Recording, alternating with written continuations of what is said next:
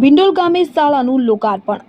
પાવી જેતપુર તાલુકાના ભિંડોલ ગામે અંદાજિત ₹70 લાખને ખર્ચે નવીન નિર્મિત શાળાનું લોકાર્પણ પાવી જેતપુર વિધાનસભાના ધારાસભ્ય માનનીય શ્રી જયંતિભાઈ રાઠવાના હસ્તે કરવામાં આવ્યું હતું।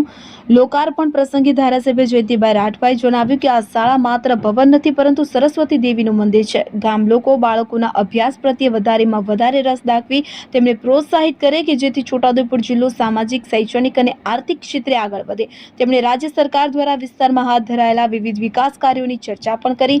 કાર્યક્રમમાં ગામના સરપંચ શ્રીમતી ધર્મિષ્ઠાબેન શંકરભાઈ રાઠવા, તાલુકા પંચાયત સભ્ય પૂર્વ TPO Krishnakantbhai Rathwa, CRC coordinator Narendrabhai તેમજ ગામના આગેવાનો, બાળકો, વાલીઓ મોટી સંખ્યામાં હાજર રહ્યા હતા।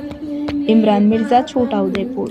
દીપ જ્યોતિ નમોસ્તુતે, દીપ જ્યોતિ નમોસ્તુતે, યા